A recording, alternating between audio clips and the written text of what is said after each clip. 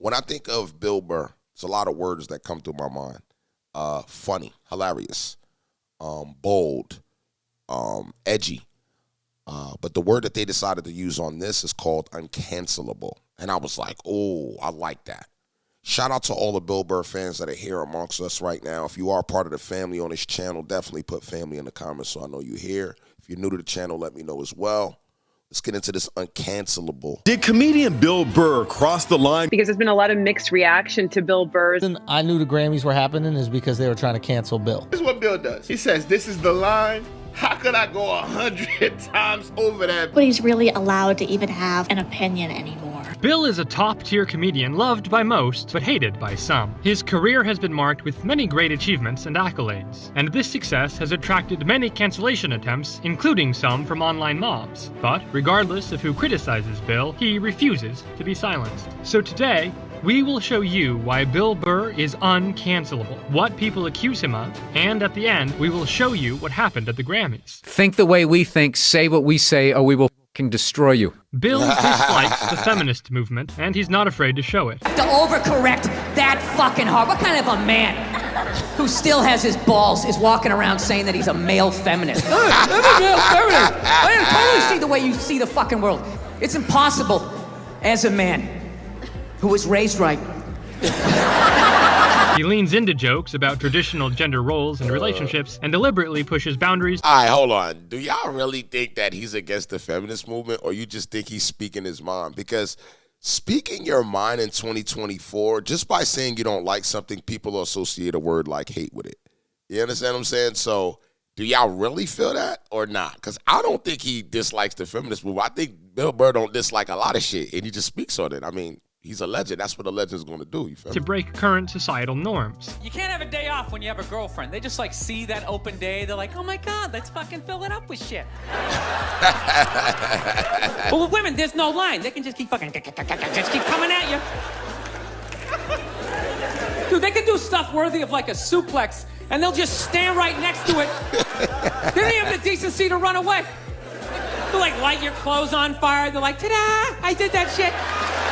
This has led to many accusations of misogyny and sexism being thrown at Bill, sparking heaps of controversy online and awakening mobs of critics from the depths of the internet. Bill's name often comes up in Reddit pages, such as 2X Chromosomes, where users take hits at him freely. The Reddit user GG said, "Saw Bill Burr perform live, and the show was just one long, drawn-out, increasingly hateful, misogynistic rant." Another Reddit user said, "I listened to his podcast and comedy specials for a long time until I figured out Bill believes his jokes. It's more than jokes, it's camouflage." Despite there being thousands of other pages filled with critics, Bill simply doesn't care. And this ensures Why? Listen, I need y'all in the comments right now to listen to me, okay? Why do you care what a critic has to say? The more critics that bring attention to something is bringing attention to it. So if you want to really critique something, critique it from afar. Labeling somebody and saying that their views are a certain way because of their comedy is crazy. Maybe when he does comedy, he finds that talking about women is great for his show. So sometimes we got to step out of ourselves and act like we're just so big that we can do what Bill is doing. No, he's on stage doing that now. If this man is walking around day to day, walking down the street and doing certain things along those lines, that's a different thing. But if you're on stage and you're on your platforms, your podcast, and you're expressing yourself, I don't understand why there's this whole big, mob of critics. It's stupid. These specials for a long time until I figured out Bill believes his jokes. It's more than jokes, it's camouflage. Despite there being thousands of other pages filled with critics, Bill simply doesn't care. And this ensures none of their accusations get any traction. He disregards the feminist movement as a whole, since he believes they have a secret agenda. If you really look at their agenda, when they say the future is feminine, that's not inclusive. And they're all about, make this more inclusive. It's like, no, let us in so we can take it over and then we'll push you down. Therefore, if anyone pulls him up on some of the sexist jokes he makes, they will just encourage him to make more. Hey, if y'all know any good podcast moments with him, let me know in the comments. I've never really looked into Bill Burr's podcast. I do remember that there was like a podcast with him and Patrice O'Neal before it was like this. The podcasts are now. So let me know in the comments so I can look it up. There are no feminists in a house fire. You can take the most hardcore feminist, you know, some chick right in your face, you chauvinistic son of a bitch, you know, little short, little haircut, you know. Second those flames break out, she'll twist those little hairs into pigtails. Oh, I'm just a girl. I want to go play jump rope. However, when offstage, Bill speaks in a different tone that would shock his fans and please feminists. See? This was proven when he asked if women are funny. Well, when was the last time you went on stage and you killed so hard the person after you bombed? If you're fucking doing that on a regular basis, people are gonna notice regardless of what you have between your legs. All right? Thank you, and God bless the United States of Canada. But on stage, Bill continues to mock modern-day relationships and gender roles, regardless of who complained. I'm kind of like jealous of the way my dad gets to talk to my mom sometimes. You know, where are all those old school women you can just take your day out on? You know? When did they stop making those angels? Who just knew it had nothing to do with them. They just sit there and let you blow out the lines, right? What a luxury. Right? His father was a typical Bostonian man with traditional values, causing him to instill discipline in Bill from early on. There's certain things like that. The catchphrase, I'll put you through that effing wall. That was my dad. He definitely said that. He would say, I'll put you through an effing I'll wall? tell you right now, you don't knock that out, I'll put you through that effing wall. He said it one time when we were outside, which was hilarious. He like pointed at the woods. He was just so used to saying it, and we're sitting there like snickering, laughing, like there's no wall, Dad. There's no wall. With this childhood, Bill developed thick... Shout out to people that had that childhood where your parents would threaten your ass the craziest way possible. I'm not going to repeat them on here because I do want to keep this monetized, but put them in the comments, though. We can say them in the comments. I'll participate in the comments. Skin, which aided him throughout his comedy career. And when he finally began performing stand-up in the highly competitive New York environment, his thick skin developed another layer and introduced a new layer of savagery to his jokes. My first thought is this is the best week to be here, the week before the Super Bowl. That is so true. Before all the whores fly in, you know? Yeah. Just want to get out.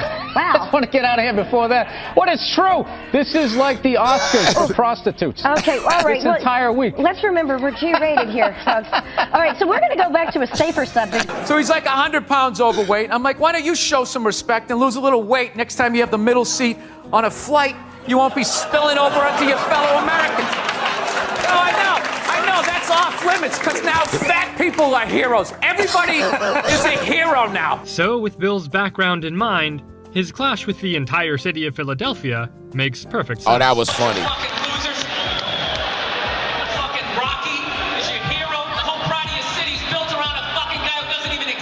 In 2006, during the Opie and Anthony's Traveling Virus comedy tour in Philadelphia, Bill faced a hostile, drunk audience that severely booed several comedians before him. The harsh crowd forced the legendary Tracy Morgan to give up, only 7 minutes into his 20-minute set. They also triumphed over legends like Bob Saget and Patrice O'Neill, but Bill remained confident he would conquer the crowd and deliver. All right, quick question for my comedy fans.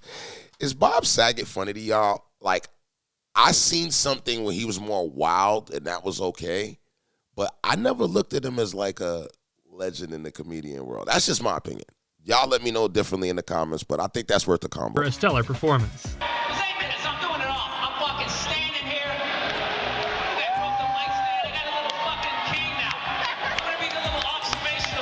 That was amazing. That was amazing.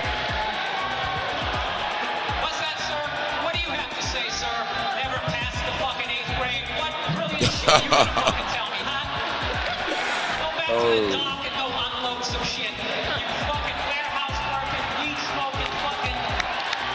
Disappointment to your mother. 7 minutes left. 7 fucking minutes left. And I'll do it all fucking 7. He unleashed a barrage of insults. That on was the crowd, the best. airing That was every the best. negative thought he has ever had about Philadelphia. All of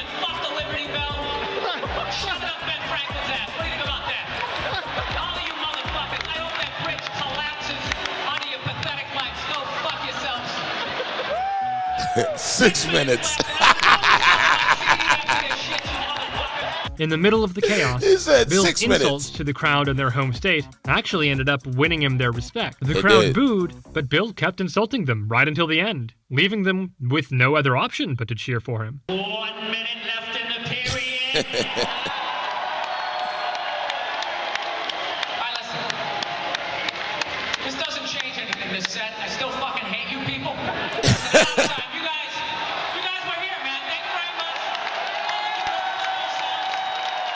Bill showed his relentless tenacity and ended up overcoming everyone in the crowd who initially tried to cancel him. His performance reminded Philadelphia that even if he's outnumbered 10,000 to 1, he will still fight, and he refuses to be silenced. He did receive some criticism from the news networks and journalists for his wild Philly performance, but it was minor. Ultimately, Bill's upbringing in Boston during the 70s prepared him for this, as it has given him a rare fearlessness that he's been able to use in today's cautious comedy circuit. Bill is aware of the nature of his jokes and how they aren't politically correct, so he created a smart way to disguise it.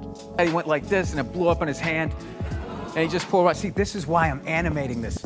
Because my entire career, all of my jokes, you know, I was always been like, oh, what does that say? That's gonna make kids do this, so we're gonna animate it, and then nobody can get offended except for parents of animated kids. Bill's comedy is characterized by rawness and a willingness to tackle taboo subjects. His style is often abrasive and too controversial to say directly. However, in his older podcasts, he spoke with much more freedom, especially when he would read ads. Hola, mamacita. Is offering my listeners 50% off your first order when you go to clubdebbie.com/Burr. So stop wasting time and money messing around at retail stores and start drinking wine you know you're going to love. Just go to clubdebbie.com/Burr to get 50% off your first order. That's clubdebbie.com/Burr. Headspace, man. All right, let's be honest. Most of your problems start with your mind. Some of his ad reads caused upset amongst the viewers. In one ad read during a 2018 podcast, Bill made a joke about how Asian people tend to mispronounce Charlies and Charis. And despite this joke being minor, Reddit user hemorrhoid_donut made a post in the Bill Burr subreddit accusing him of recurring racism in his podcast. He said, clearly he's doing this because Charlie is a racial epithet for Asian people from the Vietnam War when U.S. troops referred to the Viet Cong as Victor Charlies or just Charlies for short. I expected better from Bill. I know he comes from that Boston white working class background where casual racism is the norm. This was countered by Bill's fans who emerged to defend him. How many times do you have to delete and rewrite that entire monologue before you are happy enough to pat yourself on the back for doing such a great job pointing out some shit nobody cares about? Bill has fortunately never faced serious racist accusations because any critic that dared to complain about a racial joke he has made gets attacked by his fans. Many say Bill can't be racist because he has a black wife, but despite her being able to save Bill from some accusations, there was a time when she nearly got him canceled. And in case you didn't catch that, Bill's wife, Nia Hill, was caught flipping the bird to Donald Trump at a UFC competition. While some Democrats praised her actions, many Republicans started to grill her and even went for Bill. Anybody who listens to his podcast at all, even one episode, would know that this is actually very in character for her. She always has been major, like, fuck Trump, and that's why people don't like her. It's because she has a very, pitbull attitude about everything, and it rubs people the wrong way, especially when Bill Burr tries to be more, ambiguous with a lot of his jokes. The comments on Twitter were much worse. Bro, if those are the people that are trying to cancel you, ladies and gentlemen, you can't be canceled. Just keep that in your mind. That crowd is not going to cancel you. And one Twitter user, who I suspect is a Trump supporter, said, his wife cheated on him and got pregnant by another man. That's why we never see his daughter, LMAO. It quickly shifted from criticism of her action to full-on insults to Bill and his wife. There were comments like, let's destroy Bill Burr's wife and Bill if he defends her. To which Bill's response was... It's like those Trump guys. They're always going like, you snowflakes, F your feelings and all of that. And then you make fun of Trump, they're like, oh my God, it's so disrespectful. It's like you're saying F Joe Biden. It's like you can't have it both ways. So that's my thing as a Pats fan, okay? Yes. It's just like if you're doing it too, quit your crying. Fortunately for Bill and his wife, the Trump mob that was once brave enough to storm the U.S. Capitol left them alone as they returned to attacking Joe Biden ahead of the 2024 election. And once this settled down, Bill later reflected on the situation. I love my wife. You know where you stand with her. Okay? The guy walked in the arena. Everybody cheered. She gave him the finger. Nobody got arrested. That's why this country's great. Everybody. Bill stuck with his wife the whole time and showed that even when he's being called out by strong-willed people, he isn't fazed. Like 20 people with a hashtag can get like a news story going now. And I just don't think there's no problem. Like the amount of time somebody tells a joke and they'll say that there's a controversy at a comedy club. That's funny is they'll show the clip on the news and like you hear the crowd laughing. Yeah. So the comic is basically guilty of telling a joke that worked. Right. Interestingly enough, crazy. despite Bill's extroverted personality, he takes a different approach when it comes to parenting. Yeah, I got to be honest with you. Like, since becoming a parent, I'm still a rookie, obviously, only a year in. There's a lot of shit that other parents say to me or stuff that they're doing that I observe it. And I just fucking... Shout out to all the parents in the comments. If you're a parent like me, write parent gang in the comments, man. It's a tough job, but we got to do it. I just fade back. During Bill's appearance on Tom Segura's Your Mom's House podcast, he shared his honest opinion on transgender pronouns. Now, you have a child. Are you raising your child Not with at all. a gender pronoun? Not at all. Okay, so Not at all. I got to see that. Gender neutral. I just throw food Into a room? in the general direction. Are you raising? Yo, I have to see that. Tom Segura, that's Tom Segura and Bill Burr. That, I know, I got to watch that. Y'all got to tell me what the name is that. You have to tell me the name of that so I can react to it on the channel. Raising your child by the gender binary? Are you calling her she? Or is it her? Zim, Ziz? No, I would never do that to my kid. This rejection of the LGBT movement has been maintained throughout Bill's career. Got an umbrella! What a fag! Oh my God! What are you afraid of the water? Put your shoulders up, you fucking homo! Bill even wrote a film that was called Old Dads, that was centered around the LGBT. Here, Bill played Jack Kelly, who was an older father with much more conservative views. Party, maybe we should try to keep it a little more mainstream. Define mainstream. I don't know, like, not turn it into like a... Oh my God. You cannot say that word. This movie caused haters to arise, but they weren't actually from the LGBT community. Yeah, Many negative comments, such as this, were made. This movie was terrible. It was nothing but a bunch of leftists berating anything even remotely conservative, and then Burr just accepting it with no fight. He's an absolute loser in the movie, and indicative of normie conservatives. Bill's views on LGBT, combined with his views on cancel culture, came into the spotlight in his performance on Saturday Night Live. How stupid is that cancel thing? They're literally running out of people to cancel. They're going after dead people now. They're trying to cancel John Wayne. It's like, yeah, dude, God did that 40 years ago. This caused Bill some serious problems as he was publicly mocking movements on a show where millions were watching. The month of June is Gay Pride Month. That's a little long, don't you think? For a group of people that were never enslaved? This created a massive uproar on Twitter, and those who hated Bill found themselves arguing with many of his fans who agreed with his comments. Bill then added fuel to the fire when he tweeted, "Night of my life," in response to the critics. Soon after, many of his fans surfaced on Reddit and YouTube to defend their favorite comedian. One user stated, "This isn't even Bill Burr at full strength and people are getting offended." Facts. LMAO. NBC, who owns SNL, didn't publicly say anything to Bill because the show was so profitable and it paid more to just let the drama take its natural course. This was a perfect example of the saying, Listen, there is no such thing as bad publicity, sweetheart. However, when Bill presented to the most prestigious arts awards, he reminded the world that he will speak freely no matter where he is and who's watching. Was I the only one who wanted to kill himself during that piano solo? This was Bill's way of thanking the pianist who performed before him, and once he really got into his performance, he could not resist the temptation to mock feminists on the global stage. All right. Hey, how many feminists are like going nuts? So why is this cis white male doing all this Latino stuff? And the Grammy goes to Grupo Niche. Hey. Bill was right.